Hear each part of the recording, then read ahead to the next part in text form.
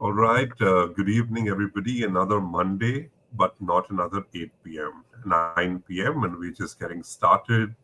Most of us would have just got off the television or our mobiles listening to our Honorable Prime Minister. And I think we all are in safe hands. When you have a leader like one that we have at the helm of affairs, it just is so reassuring. Not just reassuring, but also a lot of pride for our forces, the manner in which they're out there dealing with the situation while each one of us are in the comfort of our offices or our homes. My guest tonight on Quick Bites with HR Bites is another gentleman, a gentleman who reinforces a lot of warmth, he reinforces a lot of trust, and he reinforces a lot of camaraderie. Whether you're 6 years old or you're 60 years old, you can't escape him because his humor can get the better of you. I've had the great privilege of meeting him in person a number of times, and without further ado, I want to bring on stage my guest tonight. My guest tonight, who's going to be talking on the right to detachment, is none other than Dr. G.P. Rao. Dr. Rao, thank you so much for joining us. Good evening. Good evening, Sahil. Good evening. What a wonderful topic with your wonderful audience. Now Absolutely. I cannot, Couldn't have gone I better. cannot, I cannot detach myself now. Talking of detachment, as you can figure out, last night I was feeling pretty unwell, and I just kept my phone on the side. And maybe around 5:36, I decided to take some rest. And I got up this morning, and when I saw my phone, I had so many WhatsApp messages and calls that I had missed, as if I was responsible for something on a Sunday evening which I hadn't done, and the whole world was chasing me for it. Almost 20 missed calls and a barrage of messages. And I was just thinking to myself, what kind of world are we living in, right? From 5 p.m. to around 5 a.m. this morning, almost 12 hours not being accessible. And suddenly people are writing messages saying, "You're not available. I'm worried. Where are you? Is everything Yeah, okay?" yes, yes. And gone are the days where we would have landlines. And if someone didn't pick up the landline, then either they're not at home or you call back later, or you have the neighbor's number and you ask the neighbor, is everything okay? And life was so simple True, and true. beautiful. But today, if they don't have the number of your family members and they just want to reach out to you, um, this whole concept of attachment and detachment, and I'm so happy that we're talking about it today. So, what is your take on detachment? And tell us a little bit of what does detachment mean to you in this hyper personalized world, always connected world, always switched on world. See, the word detachment was defined in our ancient epics also. So when Krishna was having conversation with Arjuna, he said, "You should detach yourself." Arjuna asked, "What is this detachment?" Is you are getting worried about the end. You are worried about the result. You are worried about the consequences. You must perform your duty.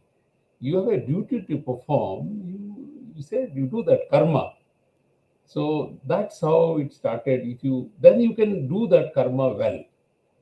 Same way, I mean, even in a other sense, where a psychology sense or a philosophical sense is detachment is not running away. It's not just uh, disconnecting. It is only to be on yourself and not to be controlled by the external world. So now you see, today you are not able to switch off your phone, uh, partly because of our external orientation of FOMO, that I'll be missing out something in the outside world, Right. or the outside world having a tab on us They have got a right on us that you are supposed to pick up my call. You are supposed to answer message. So that is how it has happened.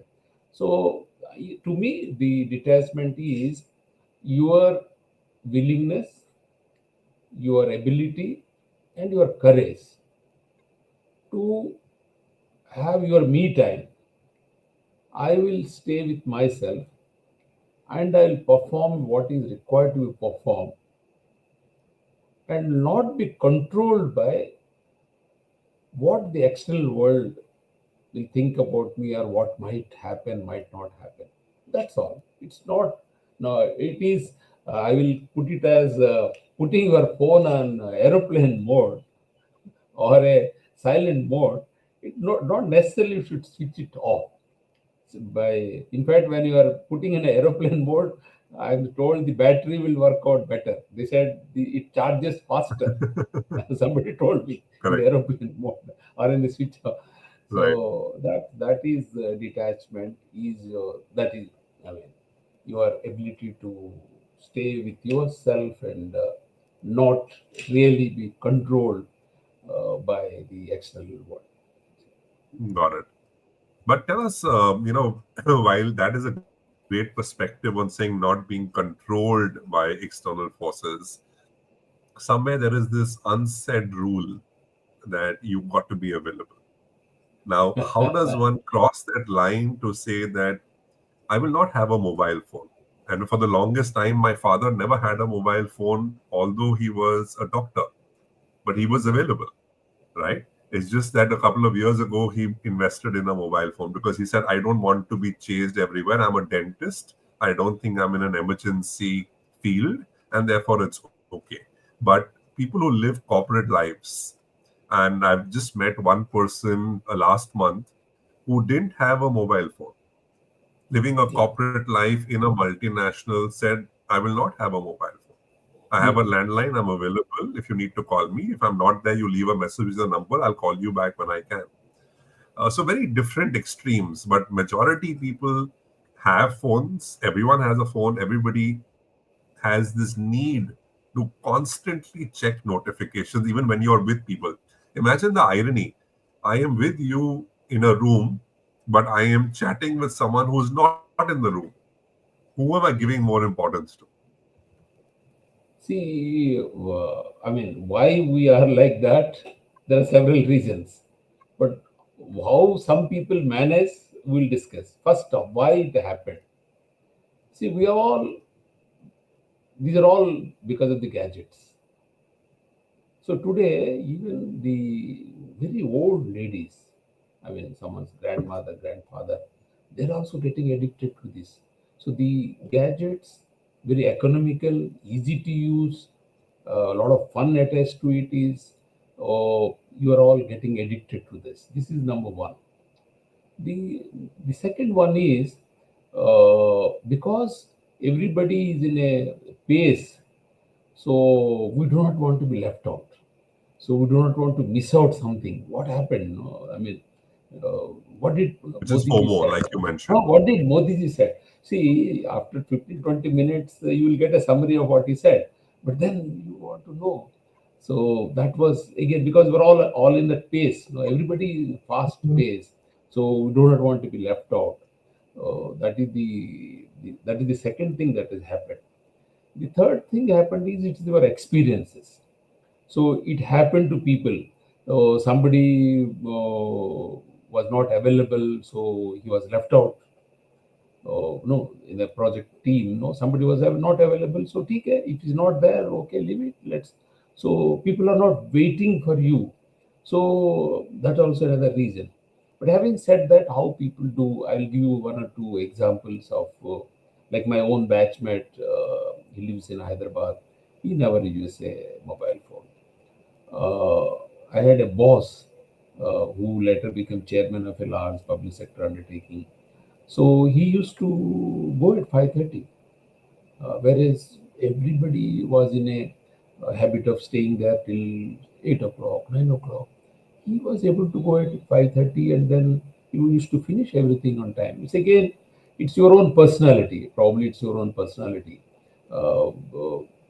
I've seen people switching off their mobiles at 10 o'clock, but then they make it clear to people. Sometimes, no, there is a communication gap.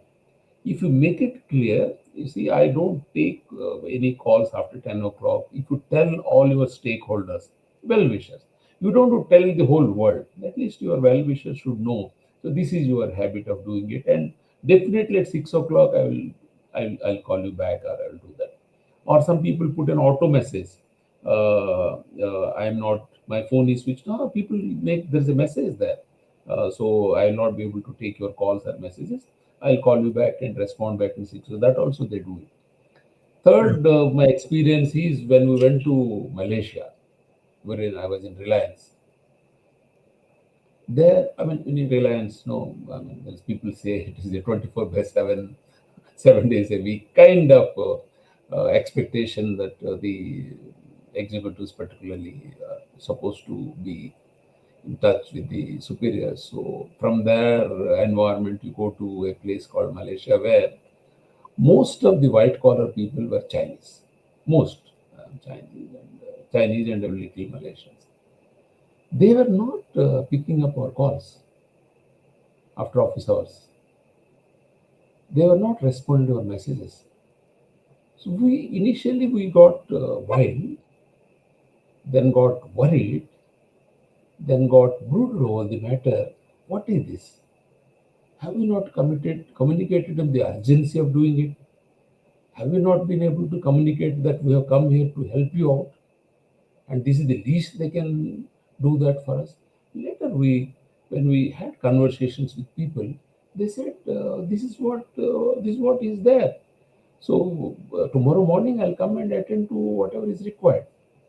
Then we found out a way out. Then we used to leave a message. Can we call? Can we talk? No, slowly these things have happened. So now uh, this has become a norm. You can't Yeah. call a person and get angry or annoyed that you didn't call well. You send a message that there is something urgency. Can we talk? Can we talk? And the fellow will give a reply saying that I'm not there. I'm in the market. Or not. So this is what we came out of. These are my experiences. People are able to do it, but they communicate that. Beautiful. I think you also brought out a very important aspect of looking at detachment and looking at ownership.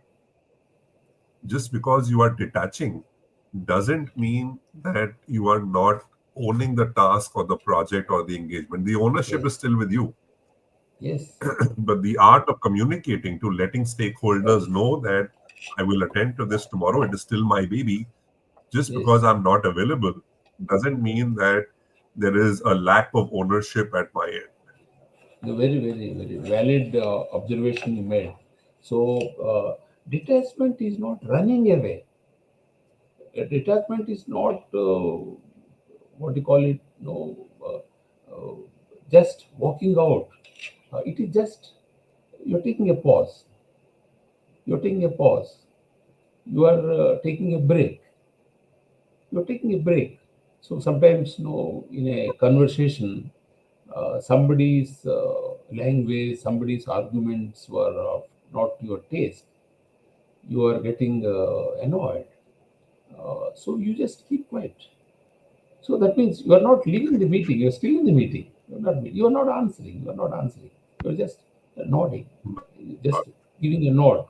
So many people do that, or some people even take permission of the chair. So can I go out for 5 minutes?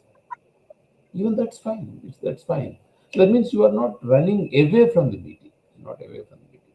So that Yeah, is so you are still that. So it's not disconnection. That's what I'm trying to say. Detachment is not disconnection. Not disconnection. it's not It's just a disconnection. pause. Got it. It's not a Brilliant point. pause. That's a very nice point. A pause. A pause. Very nice point. Yeah. Also, tell me, what is your view on this whole aspect of people experiencing FOMO at one end, saying, "Oh my God, I'm not part of this WhatsApp group, or I'm not involved in this forum, or this is happening and I'm not aware." And on the other end, a lot of people want digital detox, saying, "Can I just not touch my phone for one day, or can I just do something which does not involve technology because I want that detachment from technology?" How does one find the balance between this from a psychology perspective? If you can do it, I mean, it's a two sides of it. One side of it is if you are not part of a WhatsApp group, uh, you are socially missing out something. Maybe you are not getting a share of information. You are not updated as the others are. And third is in the organization, you are being considered as a person not available. So these are the reasons why you want to be part of it. A part of it. The the detox thing came from two angles. The digital detox maybe came is, so people with multiple uses of gadgets or more time with gadgets.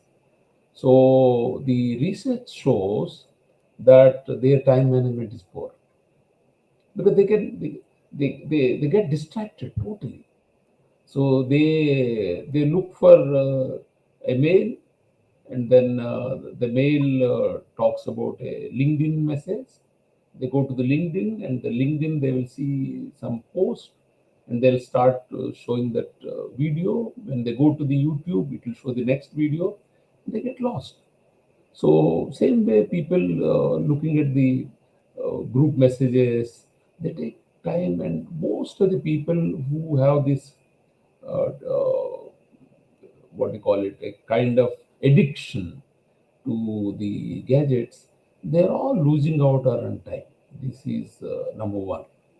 The second one is we have seen is it is affecting their health, on affecting the eyes, affecting the your backbone, affecting your agility. People who are on laptop all the time or on the phone all the time, so they are from the health point of also they are losing out. So two major reasons have come. One is the time management. The other is the health. So that is forcing, influencing many people to practice this detox. There, here I'll just share Yeah. something I've been preaching. I have many friends from Jain community, Jain community.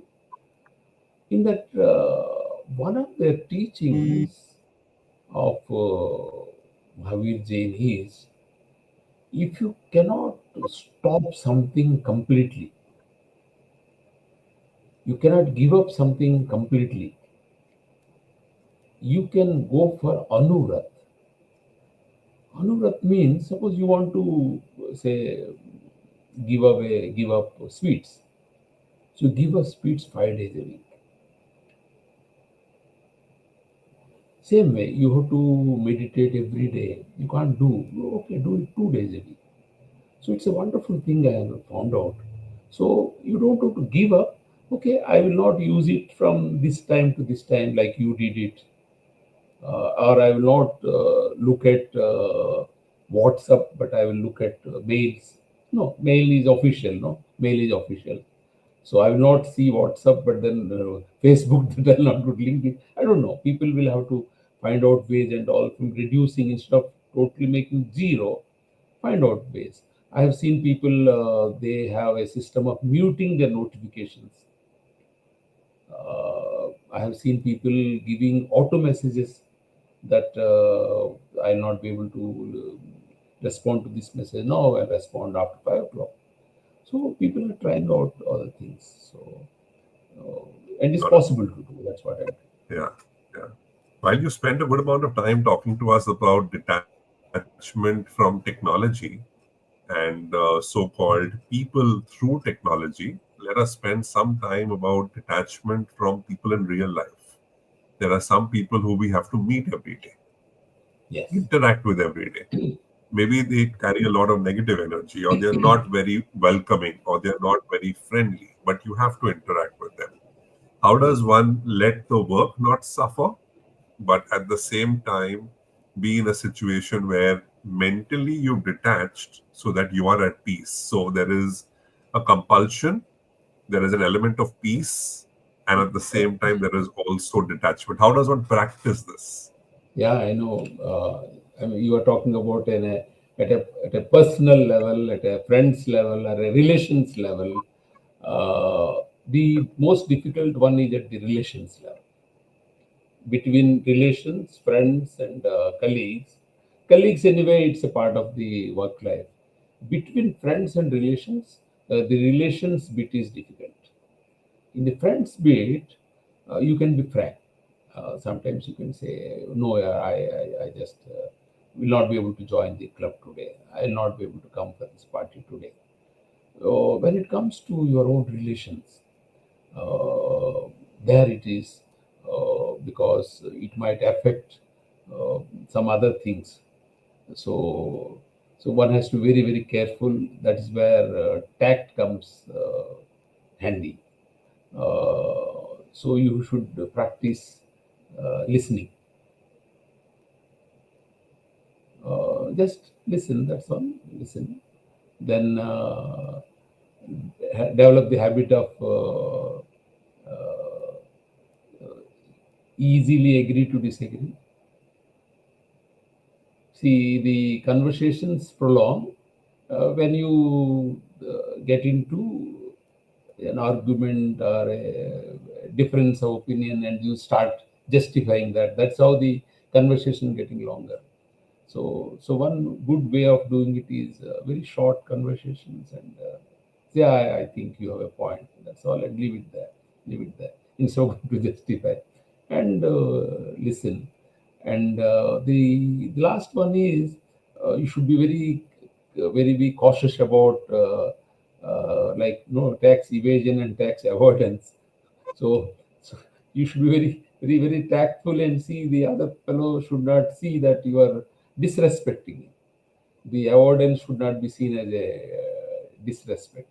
So I have seen again. I'm giving examples of one of my uncles. So he will, if you want to go and want to spend time with him, so he will come to the door and speak to you, and then put a hand on you and then walk you out.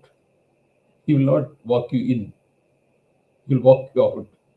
Oh, nice meeting you. What makes you? What made you come here? Then he'll walk you out instead of walking in.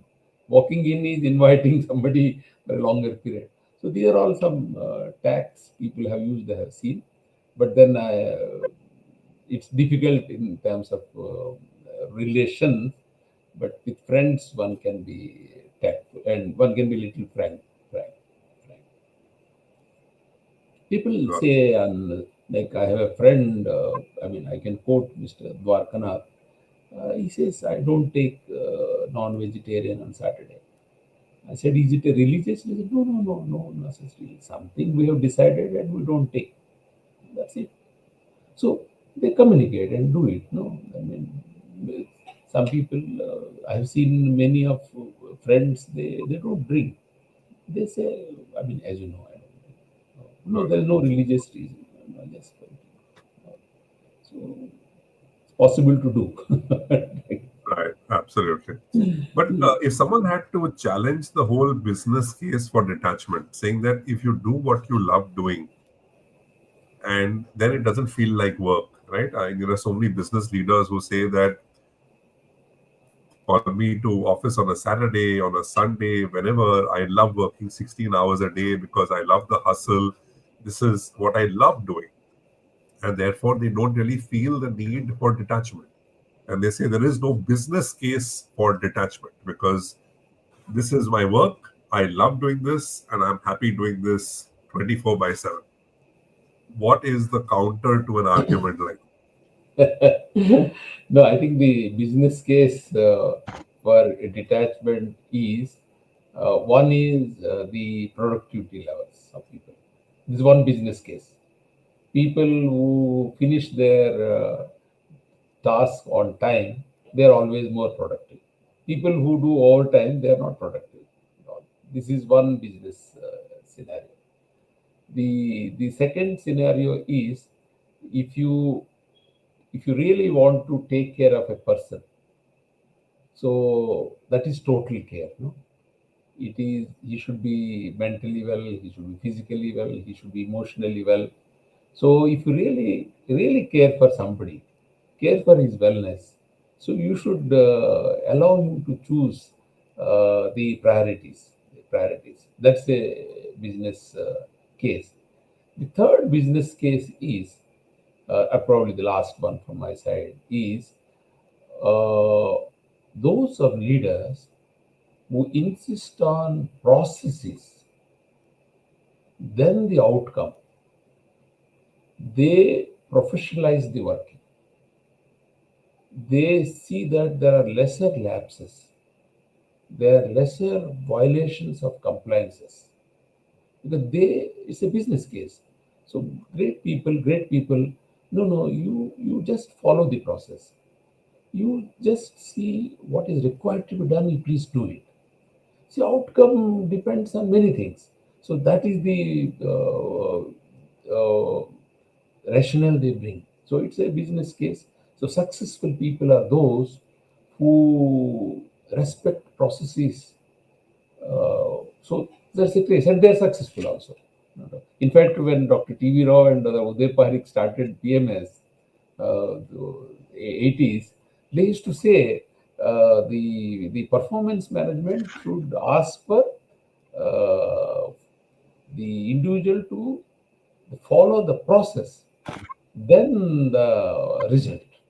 He said the PMS is the goal setting process, the review discussion process, self appraisal process, discussion about development in the process. How you followed the process? What did all happen? You write down the process. He said the results will flow. The results will flow. I mean, they had talked about it very vehemently, rigorously, and people do follow this. Even today, I always talk about this. Okay, just the process. You follow the process. Outcomes are depending on so many things. So as you talk about processes, what also comes to my mind is something that all of us have been guilty of, which are these never ending meetings. And these meetings that go on so long, Yes. and people keep wondering that when will this meeting end? I know what I have to do, I will do it. Let me, if you keep having meeting after meeting after meeting, when do you do Yes, work? yes, So yes. people detach while they're physically present. They Yeah, wonder, saying that if you have to take a review from 15 people and I have finished my review, why do I need to sit for the remaining 14? yes. So how That's does one handle something like yeah. this in Meeting probably, if you have to give weightages to waste of time in an organization, it is the meeting. It's the meeting. I have seen in my own career, the boss stops a meeting at 11:45 and then say, okay, quickly, let's tomorrow at about 10:30, let's review the progress. How, where do we progress? But then, I mean, these are all become jokes about. But then I will talk about how, I mean, if you have longer meetings, unproductive meetings, and you are not required, but you are sitting there, so it, the meeting prolongs, and you feel absolutely uh, that you are wasting your time. You are yeah, absolutely very stressed out. Actually, that psychological stress out is more damaging than the physical stress out sitting there for 4 hours. 4 hours, you are not required in the meeting. You are there. So I have seen some good things I want to share with you. I saw a review meeting in the Teesside plant, a British tea. The monthly performance review meeting took 45 minutes. So I went there as an observer. The head of the plant, he was waiting outside to receive us, and he opened the door of the conference room, switched off the light, switched off the aircon, asked us to sit and decide to observe. And he asked his executive assistant to make presentation on behalf of all departments. The executive assistant had all the information about how did the last month go, Where did it go better? Where did it not go better? What are the reasons? How they want to sort it out? And what is the plan for the next month? If there is a shortfall, how they are going to make up? Everything is there in that. And that was there. So no presentations from others. And he used to go in serial. First, he asked the trade union representatives. And you know what the trade union representatives, they didn't ask for the workers' rights or anything. They asked about safety, some safety equipments getting delayed or some safety measures getting delayed. That's all they said. And he asked the safety in charge, so are you convinced? He said, yes. When can you do this? What are the timelines? You said. Then immediately he said, that's it. And the union people walked out. They were not required. Then he went to the transport. Huh, logistics. Like this, he said, finally, I've seen only the rolling mill and the steel melting shop people were there, and the logistics fellow were there. I saw. So that means your job is done, you can go. You can go. So that I finished. Everything was finished in 45 minutes. So it's possible to do. That's number one. Another thing I've seen in a company office. I mean, you must have also seen Uno Minda office in their owner. So it is written the principles of an effective meeting. It's written, and those principles are there on everybody's desk also. The copy is already pasted there. I mean, you can like this. So everything is there. Is there an agenda of the meeting? Is the start time and end time defined? Is there anybody here who is not required to be present here? I'm like this. Everything is written there and all. So it is. I mean, there are good practices. What I'm trying to is there are good practices. People do it. And same thing I told you about one boss who became the chairman of a large public sector undertaking. So his meetings I used to see. So absolutely, he says. Let's not spend more time on confirmation of the minutes of the meeting. The meeting was held 1 month ago. Why do you confirm now? Yeah? You should confirm it the next day. No, he used to talk like this. He used to talk like this. Correct, correct, correct. Very, very clear and all. And then he used to have a dictaphone, and he used to dictate the conclusion of the meeting, no, every time. So by the end of the meeting, the minutes were there. In fact, I seen this with. You remember when Vittal used to be there, great man, IAS. He was the telecom secretary. So I saw his meeting, no? End of the meeting, the minutes used to come out. Those days we didn't have computers, but then he used to use the dictaphone, and the personal secretary used to bring out the minutes and he used to read out. They were really fine. So people can, there are good people and do it and all. But as you said, is meetings, yeah, it's a waste of time, and it tells upon the health of the people and the psychology of the people. When you are not required, you are sitting there. So a lot of us can improve upon that. See? Absolutely. Also tell us, I've been just thinking of this, right? Sometimes when you detach, the intent of detachment is also self-preservation, right? Because you want to preserve yourself, whether it is in terms of your mental health, whether it is in terms of emotional well-being. Because if you're very attached to a person or to a situation or to a goal or to a target, and you spoke about it in Ramayana, Mahabharata, so on and so forth. Um, how does detachment help in self-preservation? What So is the correlation according to you? Does it work? Does it not work? Does it work in see, certain situations? the the very thought that I should detach myself. That Is means self-preservation. that means you are taking care of yourself. Yeah, You are respecting yourself. If you are able to detach, so you have won it. You won it, no? That gives you a lot of satisfaction. Oh, nothing happened, no? Nothing happened by detaching myself. So you reinforce your the thought process. In fact, it improves your the self esteem. And then, of course, there are materialistic benefits of that. You have more time for yourself. You can have a little relaxed life. You can spend that time on some creative job or at a personal job. So those are all, of course, the byproducts of that. But more important thing is the self-esteem goes up. The self-esteem goes up. I think there's a good point raised by someone from our live audience who's listening to us right now. Saurabh Shah says, love this process aspect. It's a myth that processes delay the outcomes. In my view, processes enable better and consistent outcomes.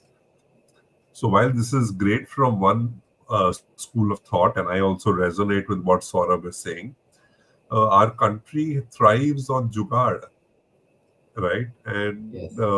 whenever a process fails, another country will try and fix the process. They will do a 5 eye analysis. They will do a root cause analysis, and we also do that, but we do that later. Our immediate solution is jugaad. So, how do you think jugaad fits into the whole process versus outcome philosophy? And No. does it need attachment, or can you be detached and still institutionalize jugaad? See, uh, uh, the most sophisticated version of Jugaad is someone is lucky. No. At the right place at the so, right time. Yeah, so it's okay. But then let's go by the majority. People who spend more time on planning, people who follow processes, they most of the time they reach their goals. They reach their goals. That is that goes without saying. Now, the argument that processes will take more time, the analysis is more time. Yes, it's true. But then you can always automate processes, you can simplify processes, you can shortcut processes.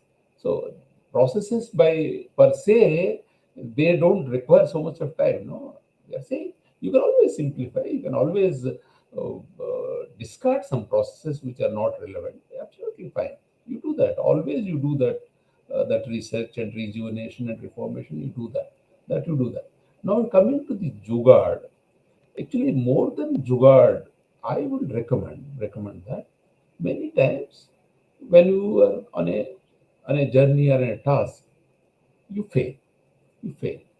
So the ability, probably more than the Jugaad, the resilience, the commitment to the task. So come out with an alternative solutions and look for that plan B. So that is, I recommend that. Then the shortcuts. So the shortcuts can be very expensive. Uh, expensive. I mean, like people, the people who do Jogad, they do violations. Uh, though, and someone else will pay for it later. That's what happens. So, but then Jugaad is a smartness, it is fine. Jugaad is creativity, it is fine. Jugaad is pace, is fine. Jugaad is also no, like he's very smart, he's very clever, he's very active, he comes out with creative ideas. To that extent, Jugaad is good. Jugaad should not be used in a negative thing by violating norms, violating uh, steps, violating things. That we should not have. That Jugaad is not good. Absolutely. We spoke about productivity a short while ago. Is productivity directly proportional to attachment? If there is higher attachment, there will be higher productivity, or there is no correlation? It's like hard work. If somebody is very hardworking, he is the best person. Not necessarily, no. The person who is maybe the hardworking guy, he may be a laggard, he may be a lesser intelligent guy, he's a lesser smart guy, he doesn't have the required knowledge and skill. That's how he's spending more hours. So same way, like if he is more attached, and no. So we are not saying you disconnect. We are saying you give Caesar's time to Caesar and God's time to God. That's what we're saying. So for this task, these many hours, these many productive hours, with full commitment, I will do it. I'll do that. That's what I'm doing. I'm not Got running away from the task. I'm not running away from the task. got it. We have a lot of people in the live audience on LinkedIn, on Instagram, on YouTube. So if any one of you all have a live question that you want to ask, please put it on the chat. I'll be happy to bring it up. I move to my next thought, right? I think today you see a lot of people, Gen Zs and others, who talk about self love. It is very important to love yourself because Yes, if you don't yes. fill your own cup, you cannot fill somebody else's cup. But how do you look at self love versus being selfish? I see people, the older generation, your generation as an example, made a lot of compromise. You all didn't go to maybe the best school, but you sent your children to the best school. Maybe you all did a lot for your next generation because you wanted them to have a better life. But today's generation is saying, unless there is no self love, I can't fill somebody else's cup if my cup is empty. So, what's your view on self love versus being selfish? Before I come to your specific question on this generation thing, I've been hearing about it for generations. Every generation says, I Every, sacrificed for you. every The next gen will generation. say, I sacrificed for you. Some next gen will say, I sacrificed someone else. That always there. So That is so probably, true. That is so true. हमारे जमाने में ऐसे होता था और you have a better life. Our life was tougher. We've all heard this generation after generation. Yes. so now this on this self giving time to self, or you are giving priority to self versus the selfishness. Yeah, there is a there's a line, there's a line. Uh, Today's people, I mean, this gen people, so they are very clear. They take care of their needs first, their priorities first, then think about others, but they are very transparent. They're very transparent about it, and they're also ready for a give and take. They also say you don't have to sacrifice us. They say that don't you don't have to sacrifice us. So that's a good thing I have learned from this gen. But then where it should might pinch is if they don't follow the society norms or the family norms. That is where they can be construed as selfish. Even in the organizations, you will see, in the organization, you see, people are worried about themselves, like in a cricket match team. Even captain is not sure about his place. He has to deliver. He has to deliver. Like either he should be a good wicket keeper or a batsman or a bowler. Only for your captaincy skills, you are not a captain. So there is a pressure for everybody. So he, if he is a bowler captain, so he will try to take the ball when the chances of getting wicket is higher. No, it always happens. No, so that means he has to that extent it is fine. It is fine, but then we should not become selfish. So that line should be drawn. And I have no absolutely personally, I don't have any concerns or anything when the younger generation people they talk about themselves first. In fact, many of these wise people are saying you must spend more time with yourselves, have more time for yourself. There's nothing wrong having me time or thinking about ourselves. There's nothing wrong. In Correct. fact, I support that view. Right. So I think also another word that is becoming very famous and a fad in today's world is closure. Right. When you look at relationships, people are asking the question to say, I hope you will not ghost me. Will I get closure? Right? And it plays out very differently in terms of when people get detached. Some Yeah. people like to close the association in a very nice, respectful manner, whereas Yeah. some people find it very easy and convenient to just ghost. How does Yeah. one handle ghosting? Because closure is great, right? It's a mature conversation, two adults, you discuss what's not working, and then two people decide to go their ways. But Yeah. everything is hunky dory. You've gone for a great movie, you've come back, and suddenly the next day the person doesn't pick up your call, not in touch, disappears, starts ghosting you. How does one handle ghosting? See, I always say in Hindi, then I'll try to translate. बात करना पड़ेगा. बात करने से ही बात बनेगी. बनती है, बात करने से बात बनती अगर है. बात नहीं करोगे तो बातें बनेगी. That means there will be comments क्या बात, अबाउट दिस थिंग. क्या बात बात है, करने बात से नहीं बात करोगे तो बनेगी. बातें बनेंगी. बातें बनेगी. So I think there should be a conversation. There should be a conversation. Maybe a messaging or something.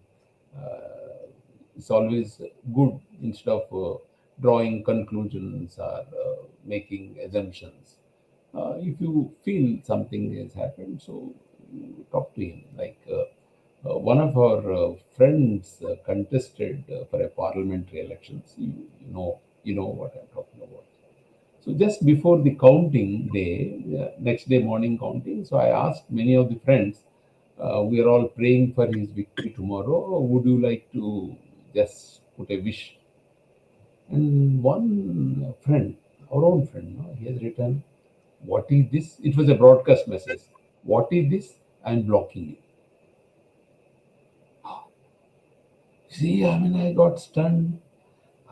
For a minute, I got angry. I got annoyed. What is this I'm doing? Doing for a common friend, yeah? How can you do that? So I didn't speak immediately. I said I value your viewpoint. Uh, it's fine. I returned. But then I spoke to him. I spoke to him. Oh, I spoke to him. I spoke to him and then sorted it out. But I mean, Beautiful. I could have thought he's an enemy. I could have gone and told my friend who contested that so and so has done that. I didn't do that. I Correct. just spoke to No that point to person. all that. Speak to the I person. spoke So to that's but beautiful. बात बात करने से बात करने से, बनेगी. बात beautiful. that's बात करने से बात बनती है, बात नहीं करोगे तो बातें बनेंगी. बातें. क्या बात, क्या बात है, क्या बात. Brilliant. Okay.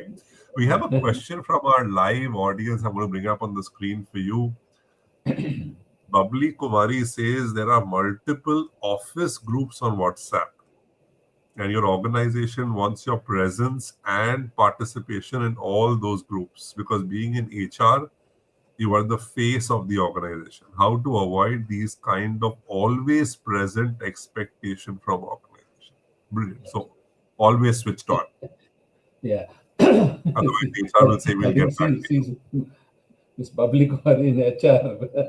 So, so what she should do is she should tactfully she should not say no because probably it's an organizational mandate that HR should be in all groups. So what you should do is you make them admin only groups, some groups. You can always say 5 days of only the admin sends messages. Last 2 days it will be free for all. Then you can put some group norms. So tactfully you have to handle. You have to handle, and you can always say that I will. If there are any, you can always make it. If there any policy matter or you need a response from my side, master side, please bear with me. I will take at least 24 hours to answer, 48 hours to answer. Be frank, but I don't think you can walk away from those. The only thing is to actually make it admin only groups, or you can put that. You see, like in one company, I said they should not talk about Policy changes. No, they cannot give a policy changes. They cannot ask for classified information like promotion increments and all. That it should be used more about clarifications. If there's a doubt, that's a clarification is a doubt, and an interpretation of a clause. Only two things. So HR should be happy to do that. In fact, have to do that. And I have seen some companies. So slowly they have put chat boxes, robos and all. So they don't even Correct. ask you now. They don't even ask you now. No. Correct. Absolutely. Okay, boss, we come to the most interesting segment of this conversation, which is the rapid fire. And I know we haven't discussed this, but I will try and tickle your funny bone. I know you're very good at one liners, one word rebuttals. No, So no. bring this on. Are you Good, ready? good. Yeah, yeah. Okay. What is scarier, attachments with extended family members or clingy colleagues? What is? What is scarier, Mhm. attachment with extended family members or clingy colleagues? It is family members. Family members. Okay. Define me time in one corporate word. Loving yourself. Sorry? Love yourself. Love You love yourself. you. Oh, okay, okay. How do you feel when your boss sends a gentle reminder? Appreciate. Appreciate. Oh, that's lovely. That's a good one. One word for people who say hello and then wait for you to respond. How are these kind of people? Uh, the people who say hello, they expect a hi as a reply. People who say how are you, they expect an answer to that. So there's no predefined answer. Got it. Hello, hello, What? hello deserves a hi. That's all. Hello is a hi. Okay, got it. Uh, how do you describe someone who replies almost immediately? Like आपने message किया और immediately reply आ गया. How would you describe a person like this? He doesn't mean. Huh? He doesn't mean. He doesn't He mean. doesn't mean. Interesting. One word you would say when you leave a group silently. You don't say bye, you just exit quietly. One word for these kind of people. They're smart people. Smart people. Okay. If detachment was a weapon, what would it be called? Right to self. Right to Self. self. Oh, lovely. Right to self. Okay. Describe your mood when someone says, GP, can we have a quick call? Happy. Happy. Okay. What's the one feeling you have when you delete an app from your phone? Your phone storage is getting full. You delete an app from your phone. How do you feel? Relieved. Relieved? Okay. Emotion when you feel when you leave messages unread. आपकी notification में बहुत सारे messages हैं but आप उनको पढ़ते नहीं हो you leave them unread what is the emotion Same time. हाँ I feel relieved. Feeling is relieved relieved. Feeling is relieved. relieved brilliant okay you're just about to go to sleep at 11:30 at night and you get an email that catches your attention what would you reply as an emotion that comes to your mind when you see that email First thing real you answer should. So I always, if at all I get up and see that mail, so instead of even if you get annoyed or angry, I always write, "Can I respond to this in the morning?" That's all, and leave it. beautiful beautiful can I respond to this tomorrow morning beautiful very nice and my last question and you've been doing very very well and my last question to you is if detachment had a fragrance what would it smell like The fragrance of rose.